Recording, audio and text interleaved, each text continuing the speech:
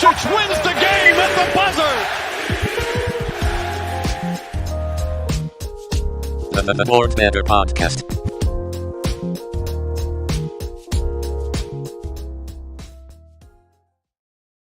What up, everyone? Welcome into the Board Bettor Show.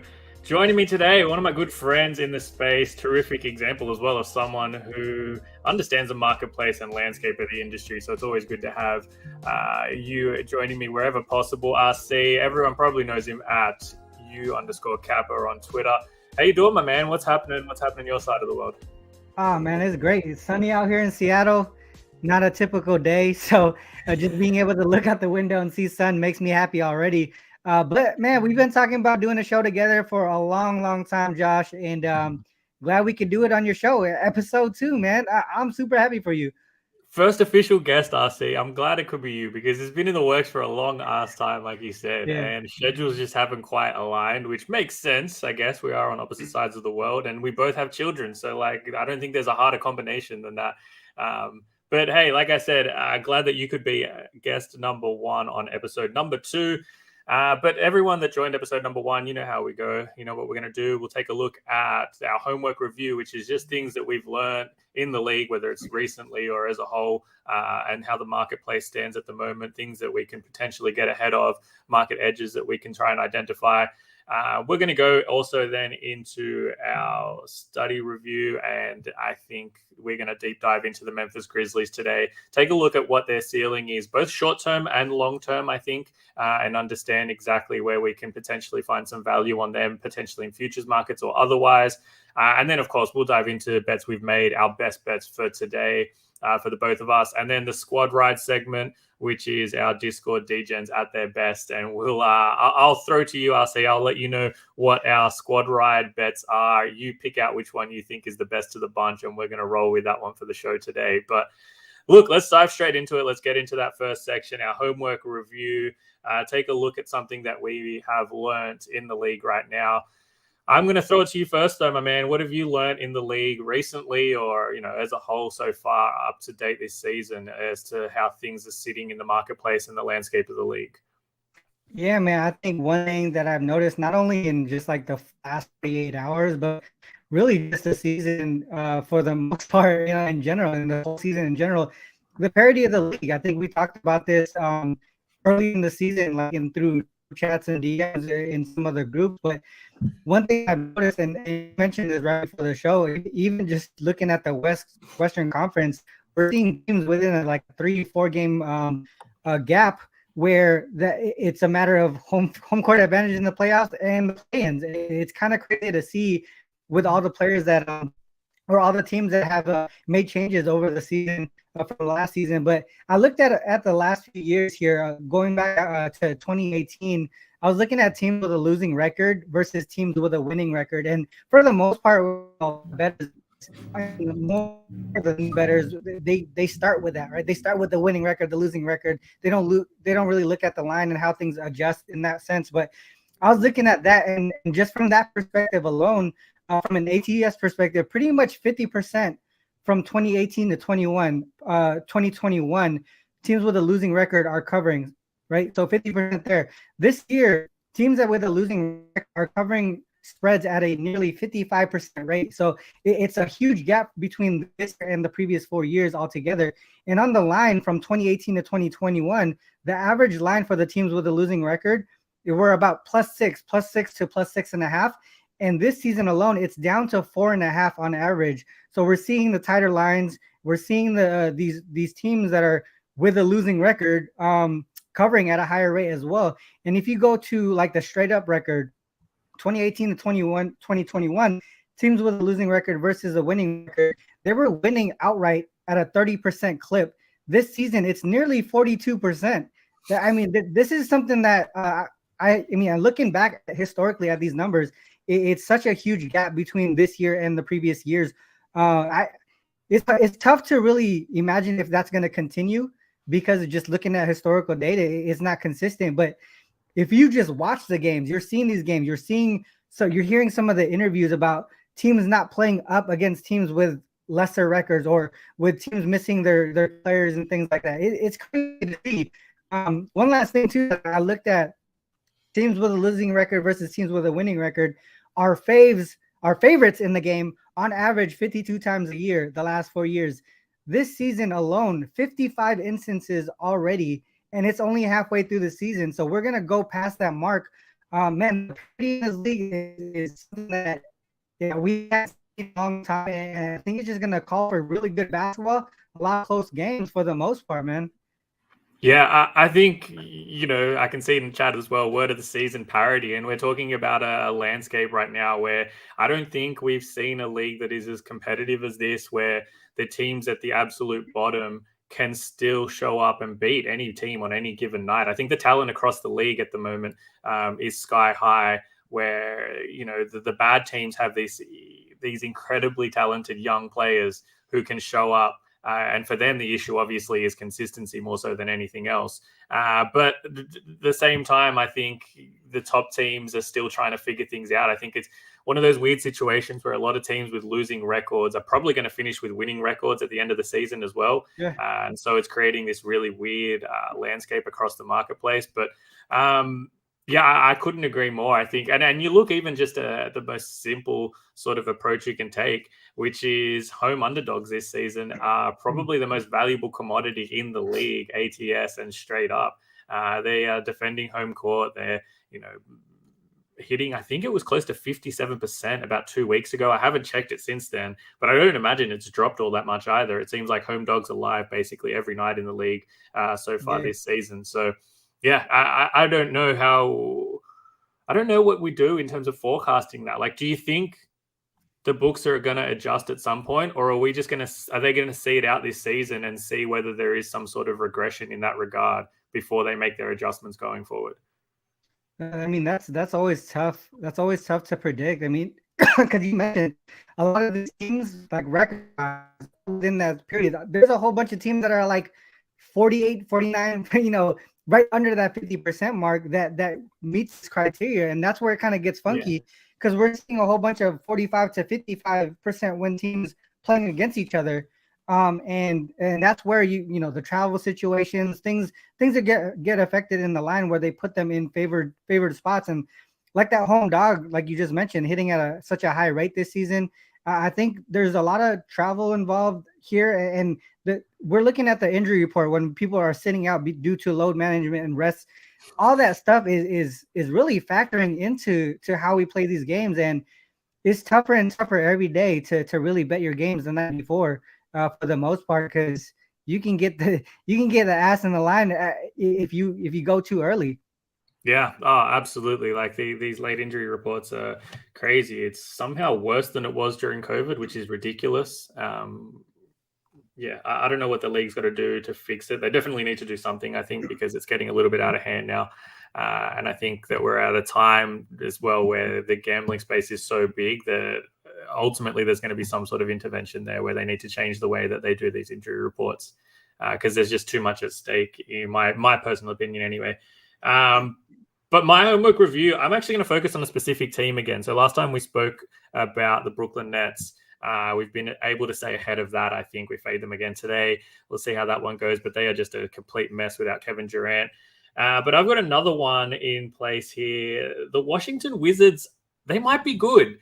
I mean, okay, look, a fully healthy Washington team might be good. They might not be, but I think it's safe to say that they are still a very underrated commodity in the marketplace when they have everyone available, specifically when Bradley Beal and Monte Morris are both on the floor for them. That starting five unit offensively is extremely underrated and undervalued. The question for them obviously is, I don't know what they're trying to do. Are they going to try and move some of these trade assets that they have? Because they do have quite a few. I think Kuzma and Porzingis could absolutely garner a ton of attention and a really good return for them if they want to go down there. Or are they happy with just fighting, making the playoffs, keeping the front office happy? Is that enough for the fan base? I don't know the answer to that question. But look, I can see people in the chat already. They might be trash. They absolutely might be trash, but they're still underrated from a betting perspective when they are fully healthy. And to be honest, that's all I care about right now. But you look at, like I said, Monte Morris, Bradley Beal specifically. Monte Morris, when he's on the floor, the Washington Wizards are plus 10.5 points per 100 possessions better scoring wise. Bradley Beal on the floor, they're plus 7.4 points per 100 possessions better when he's on the floor. Both of them 97th, 91st percentile in the league in terms of the efficiency that they add. Monte Morris, the team shoots almost 6% better effective field goal average when he's out there. So just having those guys run the floor for them, and I think taking the ball out of Kuzma and Porzingis' hands as playmakers and allowing them to sort of get to their spots and having people that can feed them accordingly is basically what the key is for this team. And when you take these guys out, we're talking about Jordan Goodwin and Corey Kispert running point guard for them for the most part. DeLon Wright having to come into as a starting role, which then leaves them with absolutely no scoring off the bench. But again, like I said, when you look at specifically that starting lineup, you look at the Morris Beal starting lineups with Kuzma and Porzingis, they rank in the 95th percentile in points per 100 possessions this season for any starting lineup that's played at least 100 possessions together. That is incredible. And I think it really highlights just how underrated they are when they're fully healthy. Now, a couple of weeks ago, when they got everyone back after the tail end of that West Coast road trip, we made a really decent amount of money backing them against the spread, backing their team total overs. They then lost Bradley Beal again. They had Monte Morris hit a game here and there. Both those guys came back. We jumped on their team total over against the New York Knicks. That cashed again. And I think that this next week or two is going to be an opportunity to keep riding this team against the spread, keep riding their team total over, because the market just hasn't quite got a grasp on what they're capable of when they have everyone in there, just because their season-long metrics are really bad. And that's because they've had so many people out of the lineups for so long. Mm-hmm. So, Ronald, I'm going to ask you, are the Washington Wizards good, firstly? And secondly, is this a team you think that we can trust to betting on in the next week or so? I want to add one thing. You mentioned spacing, right? And especially with Monte Morris in the lineup. And you got to think about where he came from, the Denver Nuggets, and how good they are in spacing. So I think he really just came from a really good organization that understood spacing. And he's bringing that to the Wizards. He's playing off ball with Beal. There's a lot of times where he plays off ball with Beal and also even Kuzma and stuff like that. So to me, I think he just makes the team better in general because he knows his role. He'll play point guard when he needs to. He'll space out when he needs to. And I think that's what makes their offense more efficient when he's on the court or in the lineup altogether. So I think that's one thing that you mentioned was that spacing. And that's what I wanted to add is, the organization he came from. So for me, I think you're right. I think that they are going to be a play-on team. And a lot of teams, to me, that if we look at their first 15 or so games, they were actually pretty good. They were really good. They were getting some wins. They were losing, but they were losing to top teams like the Sixers, the Celtics, and things like that. But once Beal got hurt, I think they were covering a few games, if I remember correctly, because when we were doing the breakdowns in some of the less cap shows, we would look at how is this team doing without Beal? They were actually covering the first 5 or so games. And after that, that's when they started to really struggle, was actually when Monte Morris got hurt as well. Or I think it was Monte Morris. Yeah. So it makes a lot of sense. I think as they get healthier, they're going to become more efficient as an offensive team. And they're going to continue to be a sort of a play-on team, especially at home. As far as trade deadline, I can see things happening. I don't know. I mean, it's tough because they have they're under 500 right now. They've been playing a little bit better. I don't know if they're gonna sell. I don't know if they're gonna sell. They might ride it out. They'll have an opportunity to be in the play-in. So yeah, maybe if they stay healthy. Buyers. If they stay healthy, for me, it's a guarantee that they make the play-in if they stay healthy from here on out. But it's just, is that enough? Is that all they want? Do they just want to make the play-in, potentially squeeze into the playoffs, get bounced first round? But at least it's something for an organization that hasn't really had a lot to cheer about recently. And something to build off of at least, right? Yeah. And they're just in this weird situation now where if they win too many games in this next sort of 2 or 3 weeks, it's going to be too hard for them to catch those bottom teams in terms of, acquiring high lottery odds where, they're going to have to basically bottom out and hope that somehow the teams below them accidentally stumble across a win or two. But, they're just going to be in a situation where lottery odds, they're probably, that 8 to 10 range, which is still great, I think, in this draft class. But if that's all you're aiming for, then you may as well make a push for the play-in and try to get playoffs reps under your belt, and then you can make a decision there going forward. That makes a lot of sense. I mean, it's always tough predicting these type of things as far as like if they're going to sell or buy at the trade deadline. But they do have some pieces. I mean, they got guys that they're really not. I feel like they're not utilizing to their fullest potential. Like Rui is he has potential to be an all-star in my opinion. He's balancer, defense, mid-range, short range. Yeah, he can do it all. So he's one guy that I feel like can be utilized a little bit more with this team. Yeah, he's one that's also apparently garnered a lot of interest in the trade market already. If teams interested in acquiring Hachimura as a potential six-man option or scoring option off the bench, I think he can be super useful for a contending team for sure. Whether he's able to maximize his value in Washington, I don't know. It hasn't come to fruition yet, and I don't know if it necessarily will either. So it's sometimes just a change of scenery and environment can bring the best out of players like that as well. Who just seemed a little bit bogged down by their current situation and the way things have panned out since being drafted there.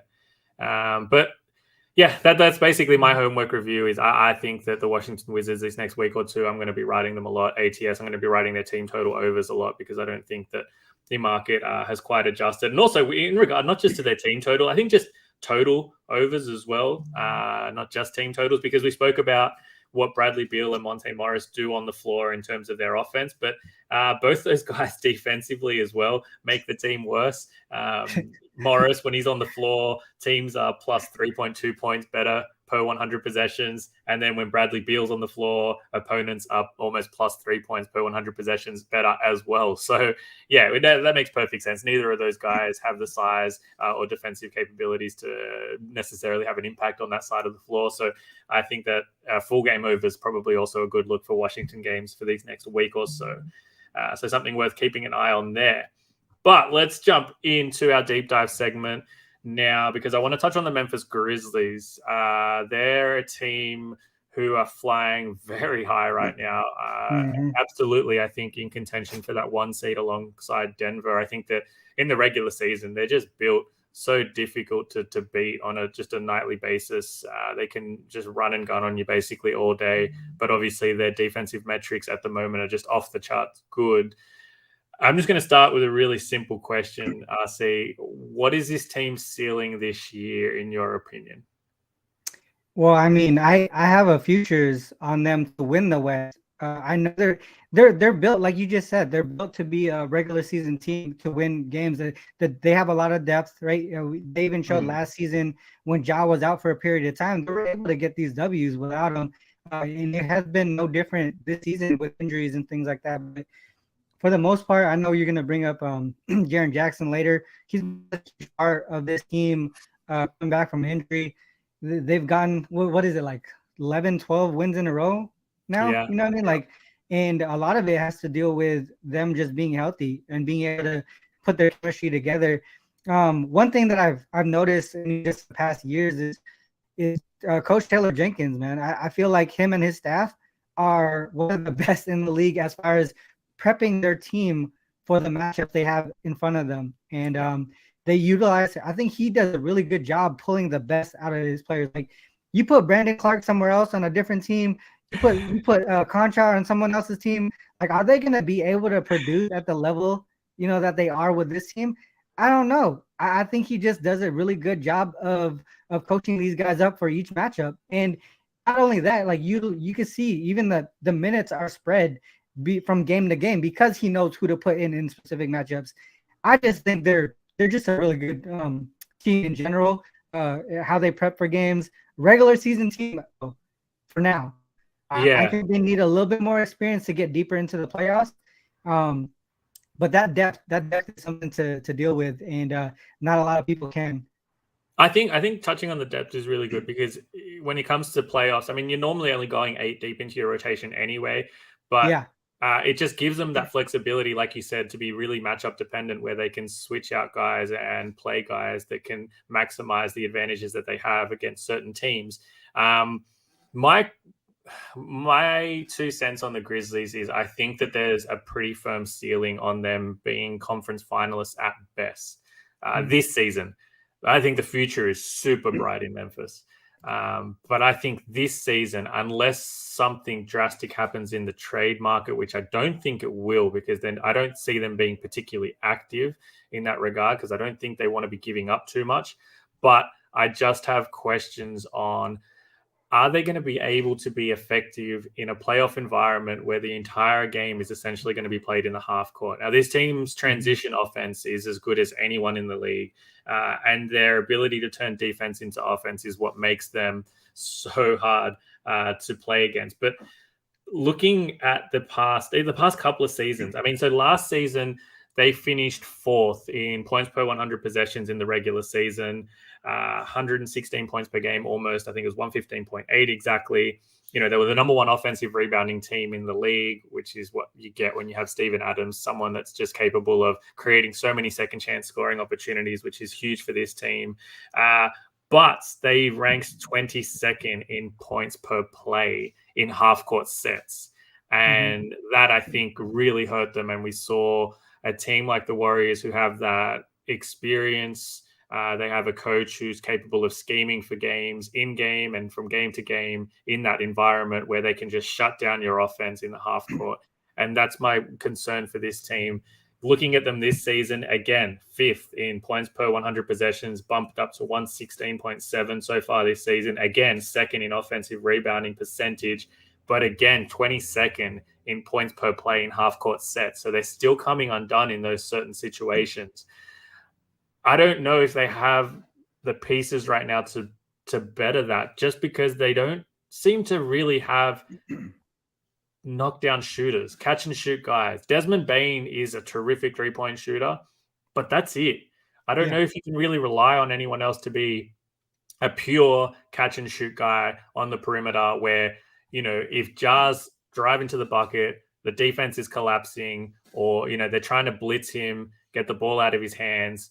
They don't have guys that they can kick to out there that they can reliably count on to score at a high enough clip that defenses have to respect them and stick to them, which then, you know, allows Jar to sort of find the mismatches, get the switches he wants, and attack aggressively accordingly. So I still have concerns on their half-court offense and whether they can execute in the playoffs in that environment as a result of that. And so far this regular season, we haven't really seen, like I said, they're still 22nd in half-court points per possession so far this season. Whereas obviously, you know, you look at their transition offense last year, 1st in frequency of transition points, 2nd in points per possession in transition offense. So far this season, again, 4th in frequency and 4th in points per possession in transition. So, and it all comes in, like I said, that ability to turn defense into offense is just unrivaled.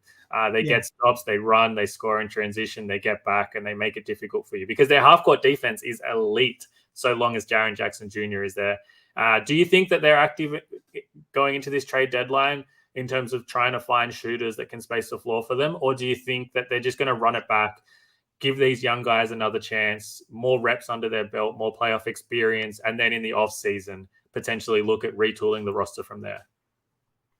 That's a tough call. I think there's a balance between, you know, I think one thing is sure for sure is Jaren Jackson is an elite defender that impacts the game at a whole nother level. And if we go into the playoffs where he somehow, you know, hopefully it doesn't happen, but if he gets injured or teams attack him and he gets into early foul trouble, like they're focusing on trying to find someone that could actually help play if it happens. Or because I mean, I think there's some trust with his guys that they have now. You know, or something. I mean, and also Josh, he isn't hitting his there, so I'm trying to get that respect three, but he's not. Sometimes he'll get hot on some days, and some days he'll just be like 4-6 or something.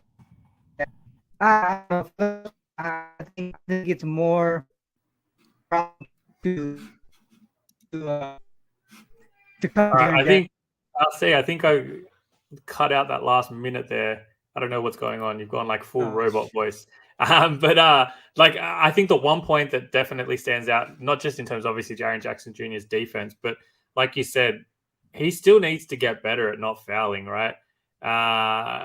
When he gets into foul trouble, it changes everything for this team. Obviously, they're so dependent on what he does at that end of the floor that having him out completely impacts the game in a way that I don't think that they can recover in a playoff situation or environment. Because if he sits for a significant period of time, teams are able to score enough. And once you put scoreboard pressure on this Memphis team, like I said, that's when I have my concerns about them because of their inability to reliably score in the half court. So Jaren Jackson Jr., his defensive player of the year candidacy for me is already done and dusted. I don't think he has to do anything else to win that award this season except stay on the floor. Like it's for me, it's that simple.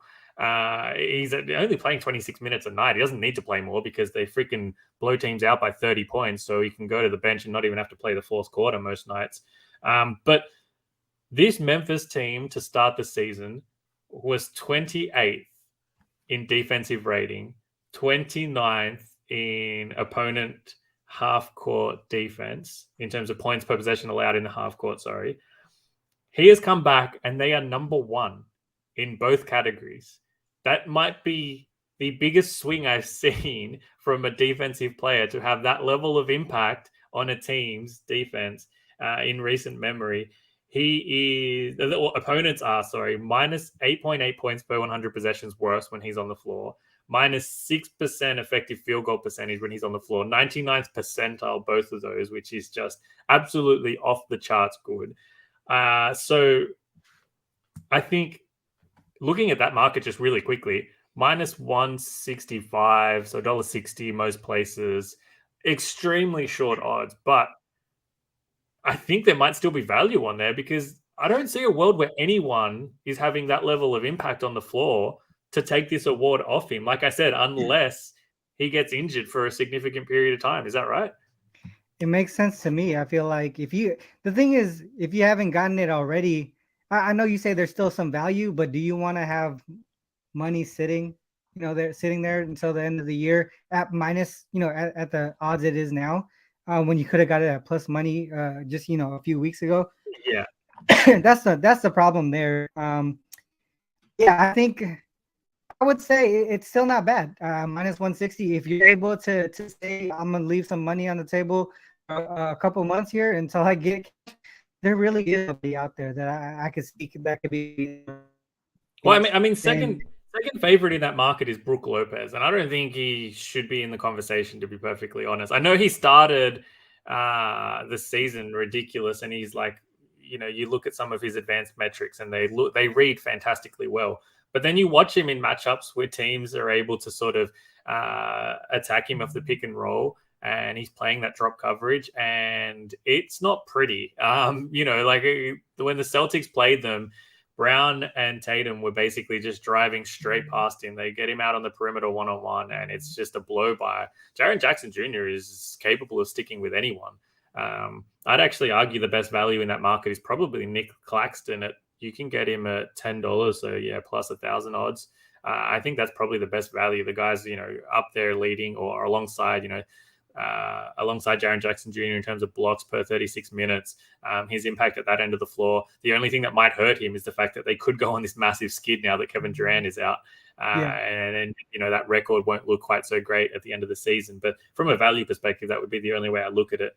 Jaren Jackson Jr., like I said, his defensive metrics are off the chart. Quickly, before we move on from the Grizzlies, I want to ask you about one guy who obviously splits opinions, I think, depending on who you talk to. A player that I personally can't stand, but also I look at his numbers and I'm like, is he really that good? Dillon Brooks. Is he good? Is he not good? I can't wrap my head around it. He's offensively terrible, but yet his offensive numbers are good. It makes no sense to me at all. His defense is fantastic. Don't get me wrong. He can defend your best guy on any given night. And him alongside Jaren Jackson Jr. defensively in half-court sets, it's hell for everyone. But what's your thoughts on Dillon Brooks? Is he good? Does he have a future in Memphis? And do they need him long-term? I think So two things defensively. You bring up a good point. I think his passion for the game. You can see his passion when he plays. He brings a lot to the table as far as defense, his physicality and passion. Offensively, I think the reason why I agree with you. I'm not a big fan of his play offensively, and I think it has to do with the way his body moves, the way he shoots his shots. It's not a normal. I feel like it's normal. And to me, it just looks. It's not a pretty to look at. When you play basketball, you watch basketball, you see John Morant. That shit is pretty. You know what I mean? Like, Yeah, but you look at Dylan Brooks, it's just ugly basketball that works. Yeah. He's that guy from LA Fitness. You know, like that's what that to me that's what it looks like. And like, damn, how does that ball go in? You know, he got the ugly jumper. That's just what it is to me. I think that's probably what I feel like. You know, it's just not pretty basketball to look at, but it works. And Yeah. for him, Is it that's a good sustainable thing. though? Like, it's so ugly to the point where I'm like, it's got to, like, every time it goes in, it feels like pure luck. And I think that Yeah. there's got to be some level of regression coming for him on that end of the floor. But yeah, really quickly, Matt asked in the chat, Taylor Jenkins, Coach of the Year. I think that's a great shout because this award almost feels like it's so often given a year too late. We saw it with Monty Williams. I think he should have won it his first season. They gave it to him the season after. Taylor Jenkins, I think, absolutely was deserving last year because of the jump that Memphis made. Didn't get it. If they finish a top 2 seed this year, they probably give it to him as a body of work for the last 2 seasons as opposed to just this year. What are your thoughts on Taylor Jenkins, Coach of the Year odds? I think that might be a really, really good look. Yeah, I actually looked to him last year as well. It makes a lot of sense. And if we see Jokic, continue to be hurt and be out, and the Grizzlies end up winning the Western Conference regular season, I mean, that's a good shot. They're in position to be able to do it, and they have the depth for a season-long chance as well. So I can't talk anybody off of that. Yeah, and just touching now with the Willie Green Coach of the Year question, again, I think it's the same thing. I think next year will probably be the year that he gets it, just because obviously they're dealing with a ton of injuries right now. They could still finish a top 4 seed, but next year, if they keep everyone together and they have a fully healthy Zion and Brandon Ingram for the large majority, and they're the team that's sort of top 2 in the West and make another jump forward, I think that's when Willie Green gets it. And again, it's like it's almost a reward for a body of work over 2 or 3 seasons where, you know, we saw them finish so strong at the back end of last season. We saw them follow it up this season when fully healthy. They were a top 2 team in the West. They've obviously fallen off a bit now.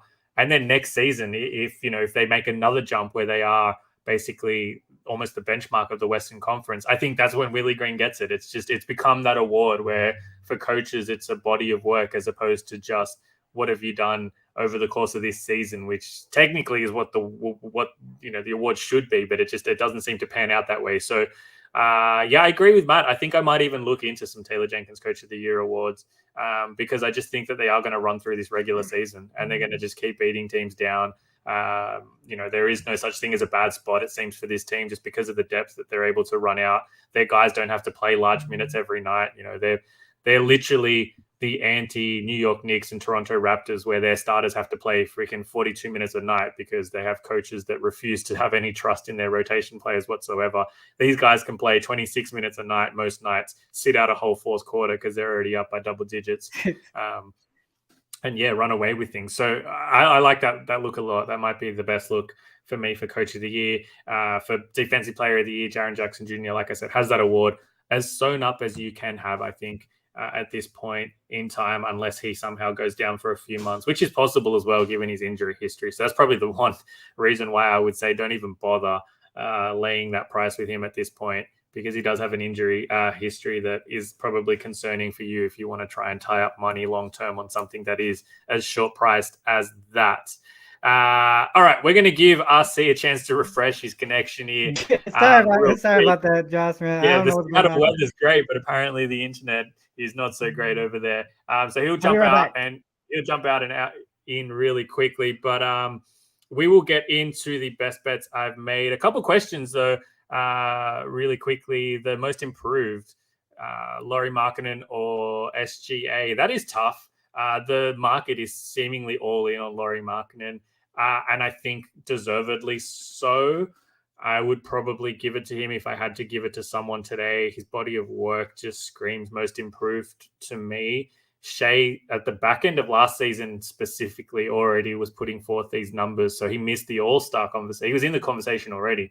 But I think that Markkanen is an All-Star this year, will take out the award as well. But I think it's at evens now, which is, just way too short for me. But also, I think the one dark horse that is finally getting some recognition, didn't get any for so long, is Jalen Brunson. That's a guy I think that has a chance at being an Eastern Conference All-Star for sure, as the Knicks representative, if you want to call it that, and someone who still has a ton of market value. He's taken a huge step forward as in his role as a starter and as the main guy in New York. His scoring is fantastic. His playmaking is fantastic. His numbers across the board are fantastic. So that's a guy I think that's worth keeping an eye on and probably worth investing a little bit into in your futures portfolio there. But let's have a look, like I said, at our best bets. RC is back. My best bets for today, I'm on the Spurs, I'm on the Jazz, I'm on the Lakers. I had a really great number on the Jazz at -6. That was at -7.5 only a couple of hours ago. It looked like the market was all in on the idea that Brooklyn was going to sit guys. But they announced that everyone is going to play today, apparently. Kyrie Irving and the rest of the starters, Nick Claxton available, Joe Harris available. So that number has come down to 5.5. Makes perfect sense for me, but I'm still happy to lay it. It's a tough back-to-back, Phoenix to Utah. Like I said, this Nets offense is just in disarray at the moment. They cannot score against anyone consistently. We did get ahead of the market in that regard, which is great. I'm going to keep writing this out and fading this team in a variety of ways until Durant is back. The Jazz at home, if their offense is going and that three-point shot is going, I just don't see a world where Brooklyn's going to be able to keep up. They're a team that can sort of avoid, if you want to call it avoiding, Nick Claxton as well, because they're not going to have too many guys challenging him at the rim. He's going to be forced out on the perimeter a lot as well if they go to stretch 5 lineups when Walker Kessler isn't on the floor. So I still like the Utah Jazz at -5.5. Market going against us there. I'm on the Spurs, which is not a great place to be ever in the NBA, but the Clippers on the road, I can't justify them laying this number. I'm on the Lakers. I make it 3.5. I grabbed +6. Again, not a bet that I'm necessarily thrilled about, but hey, home underdogs this season have been great. So if a couple more could come through today, that'd be fantastic. I do think that there's matchup advantages for a lot of these teams. I think the Lakers are one of those teams that's happy to run and gun and play in transition with Memphis, which is going to turn this into an absolute shootout. And if they're able to attack them early in the shot clock, they should have some success in scoring, because Memphis's transition defense is still kind of the Achilles heel of that defense, if you want to call it that. It's basically the only weak spot. Their half-court defense is as good as anyone. It's actually number 1 in the NBA at the moment. But transition-wise, that's where you have opportunities to score against them. They are still top 10 in points per possession allowed, but points per play in transition, they are actually 19th. So I think that there is potential for the Lakers to stay live in this one. I think that this is going to be a pretty chippy game as well. If you remember last time, the Grizzlies had a lot of trash talking down the stretch of that game. LeBron took that personally, mentioned it afterwards as well. He took it personally. So we'll see if the Lakers can put something together there in that one. Those are my bets. I spoke to a lot of them earlier in the day in the Bet US show as well, in terms of how these teams matched up. So I'm not going to repeat myself on that.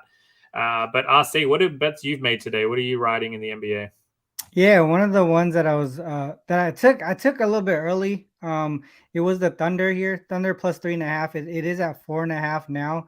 Yeah. For the most part, I think there's the few key pieces here. I mean, both of these teams right now pretty much on a hot streak, both playing really well, in good form on both sides.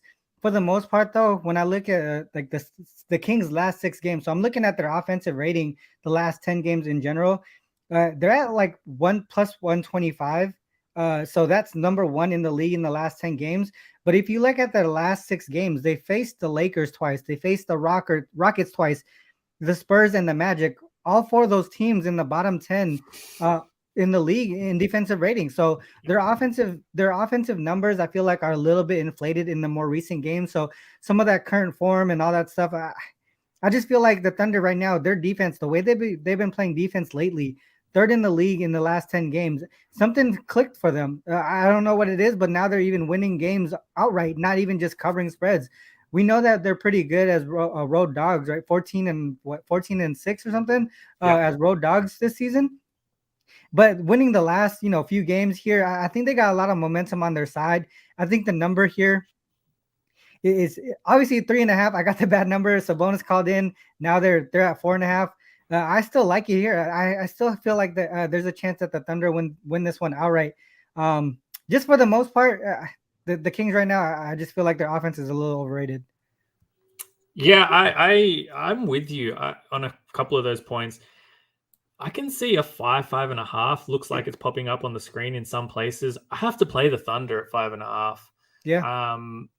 Like you said, the Kings have taken advantage of some of the worst defensive teams in the NBA recently. That's helped them sort of turn that corner. The Thunder are playing fantastic basketball, and they've been really good defensively all season long. They've had a few weaknesses, and there are some Achilles heels there. Obviously, they struggle inside a little bit. They're extremely undersized, but they do a fantastic job of preventing teams from being able to get the ball into those bigs sometimes. And, we saw it against Philly, the perfect example, right? Like Joel Embiid is the biggest mismatch that the OKC Thunder will have to play all season long. And yet, they could not take advantage of that matchup as often as they would like because of the way the Thunder scheme defensively to prevent that from happening. So I'm probably going to be on the Thunder as well here at that number. I was kind of at between 3.5, 4 as my number for this game with both teams at full strength. And it's just gone too far now that Sabonis is back in.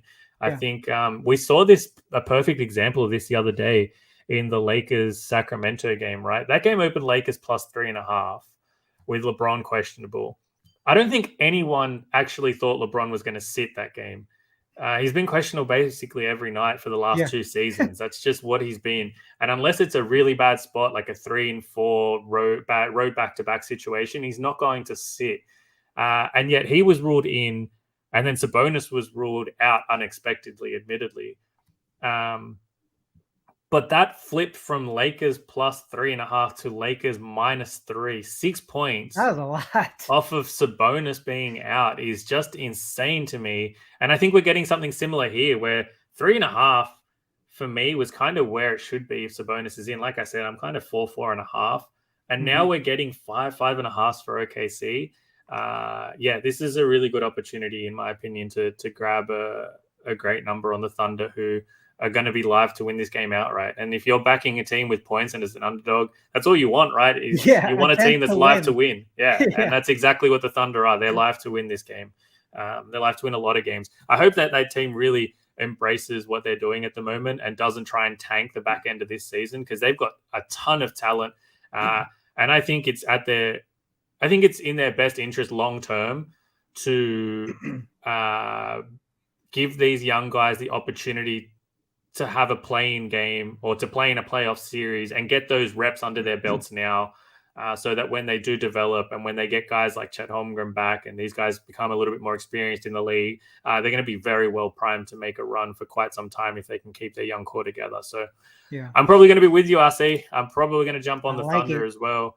I think that's going to make an interesting bet for me if that does get any higher than where it currently is. I'm keeping an eye on the screen at the moment. Anything else you're on for today, my man? I was looking at the Magic. Oh, I don't know what happened, but the Magic flipped to favorites. Then that, I would say, I haven't seen it because we've been on air, but I would assume that means Franz Wagner's playing, right? Wagner's playing, probably. That's the only reason that would. Well, I got it last night at +2. I think I was chatting with you last night. Yeah. The Magic was the way that I was going. I got them at +2. There's a lot. To me, there's a lot to like in this spot here. I think the Pelicans, they're really struggling without Zion and BI, and you the fact that Herb Jones and Najee Marshall were both questionable last night was also a sign for me that they're actually actually playing hurt. Also Najee's out. That's offense that they're missing there. Franz in. Okay, that's a huge jump in the line. I think cumulatively, I mean, put those all guys together, it does make sense, but it's I'm kind of scared. You know, this plus CLV thing has been sort of a curse, Josh. But see that red on the screen right there, RC, next to all my bets. I've never been happier in my life to see red next to my bets on closing line value, because I've just been getting annihilated on some really big market positions. Yeah. I think I was keeping track earlier in the season. Games where I had 10% CLV or higher, so like 2.5 to 3 points or more to start the season, I was 1-7. Oh, 1-7. I think one thing to add on that, dude, is like the CLV when there's injury involved has been the worst. If you get CLV and there's no effect on the injury report, you're golden. It's really just the injuries that have been really kind of tricking us off. But it's interesting. I think it has to do with the market potentially overvaluing players, right? So the adjustment, right? The adjustment is off. Yeah, I think the value over replacement player this season is lower than it has been ever in my recent memory anyway. I just think that, like I said, the talent in the NBA right now is just so high that guys can come in. But yeah, like you said, let's see what happens when we're on the other end of that CLV. You've got some good one there on Orlando +2 though, if you did grab that already. Yeah, I did. So I did get that last night. The one thing that one of the few things that I saw, because a lot of the things was like, all right, Magic as home dogs, they've done well. Pelicans on the road, when they expect when their totals are like a little bit lower, they haven't been covering those games because I think the pace of play and also the length of Orlando, I think might be a problem here without BI and Zion. And then the other thing too, teams this season with 4 days or more of rest, and they're more rested than their opponent at 5-0 ATS, 4-1 straight up, and a lot of those were dogs winning outright. So to me, that's just another spot here. I mean, their whole rest advantage, they got fresh legs. Pelicans not. Their depth is gone with all the players being out. Only way that I could look is Magic. Yeah, I think I might play the Magic here. I can still see -110 or $1.90 on the money line. For me, with Franz officially ruled in, and then with Herb Jones and Najee officially out, I mean, I was at Orlando -0.5 point on my ratings with those guys in. Like I said, they don't have necessarily a ton of line value. I would probably, if I adjusted, I'm basically at market now, which is -1 for Orlando. But they're the type of guys that I think just have more impact on the game than what they do on the market right now because of how thin that Pelicans team already is. And you've already touched on it. They've had to travel so much these past fortnight. And you're talking about a Magic team that's had the luxury of 4 days off. Like, I didn't even think that was a thing in the NBA anymore. I don't know how you get 4 days off. But yeah, I think that's a great look. I might join you on the Magic and on the Thunder for today. So yeah, full alignment there. Can I ask you a quick question? Because I know you're a model guy. You're player based too. You have values on each player. So one thing that I when one player comes out, right, they have a specific value, right, and then. But what I said earlier, like cumulatively, right? So you got BI, you got Zion, you got Herb Jones and Najee Marshall. Let's just say you sum it up and each player value equals up to, let's just say 6 points, right? Yeah. Right. 6 points altogether, summing them up together. But that would be like, wouldn't it be more because they're all four together out at the same time?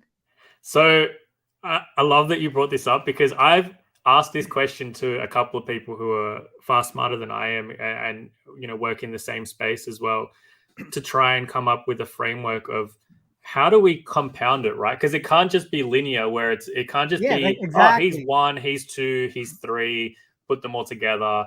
The value is 6, like you said. There has to be some sort of compound involved where multiple guys out need to be worth more to the line because of the fact that the rotation now is so much thinner and you're having to go further down your bench that the value over replacement becomes even greater than what it would be if just 1 or 2 of those guys were out initially. So that's something I've been trying to work on for, I don't know, probably like 18 months. And I've gotten nowhere doing it, but I've gotten nowhere in terms of like being able to quantify that in a way that is actually useful. But I do think it exists. Like I 100% agree with you. 100%. I think it's something that absolutely is if you can quantify it, I think you have a market edge ready to roll out and to attack the line straight away, honestly, because I don't know if the marketplace has quite come up with the right answer for that yet either. But like I said, I've tried running it by guys far smarter than me, and we haven't quite been able to figure out the perfect balance to that yet,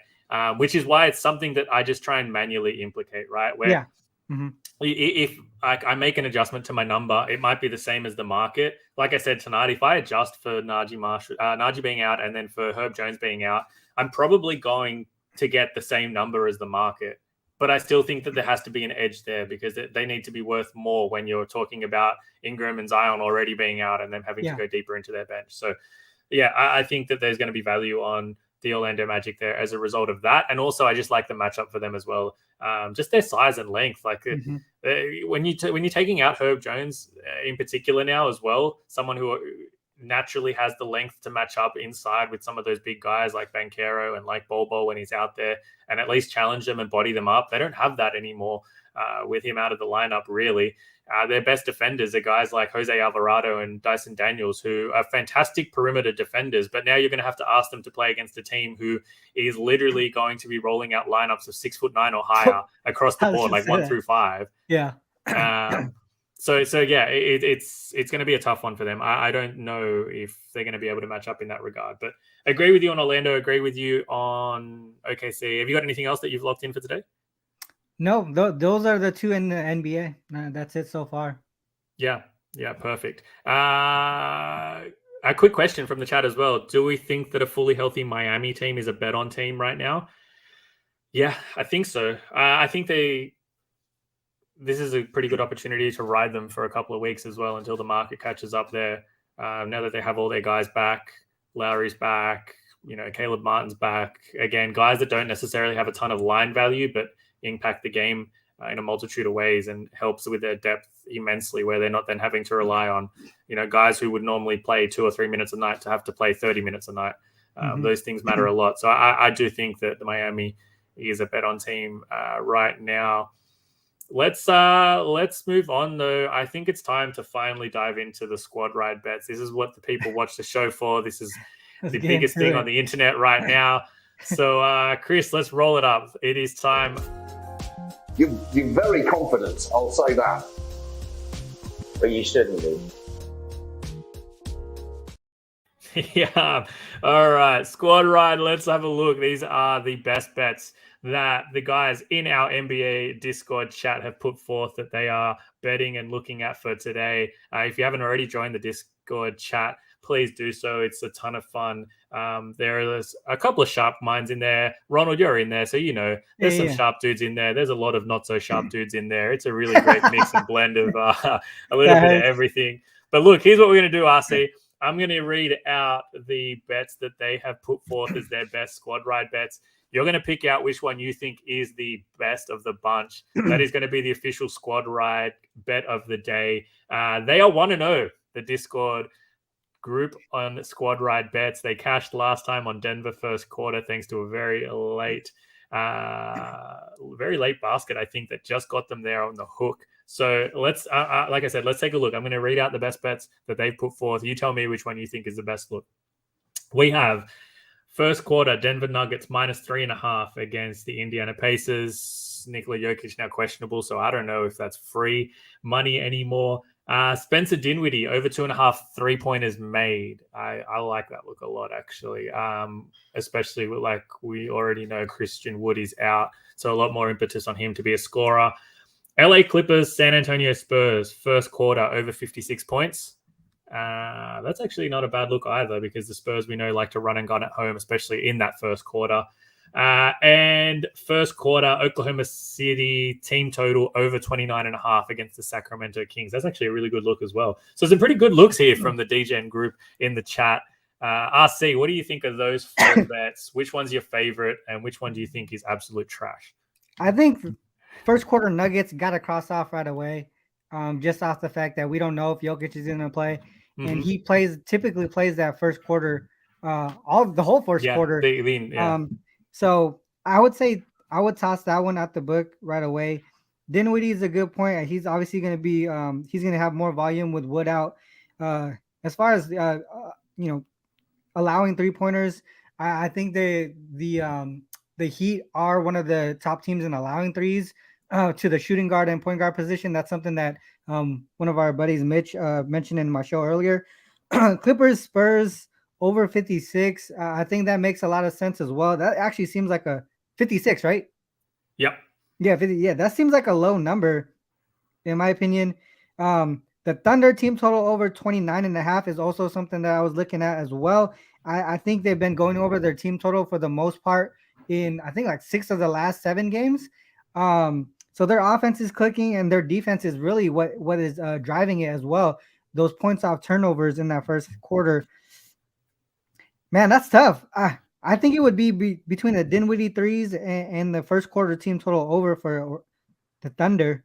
Yeah, I'm just looking it up now. The Miami Heat as a team this season, they're 29th in opponent 3-point frequency allowed. So they allow teams to shoot 40% of their field goal attempts from beyond the arc. 29th in corner threes allowed as well. So opportunities, I think, going to be there for Dinwiddie for sure. And especially for against a team who the Heat do a great job of scheming for guys like Luka. You know, they can shut down Trae Young as well as any team in the league. I think they're going to shut down Luka as well as you can shut down Luka. You can't shut him down entirely, but they're going to force the ball out of his hands a lot. So if he can kick out and find Dinwiddie in open space as well on some of those situations, opportunities there. So there's actually, quite a couple of good looks here from the Discord group. What are you going with, RC? What is the top look? You said you'd narrowed it down to Dinwiddie over 2.5 made threes. I want to take, as much as I like the Dinwiddie play, the pace of play is questionable to me. And to me, I like the pace on that Thunder and the Kings game. And I think that there's a chance that the Thunder, I obviously like the Thunder to win that game. And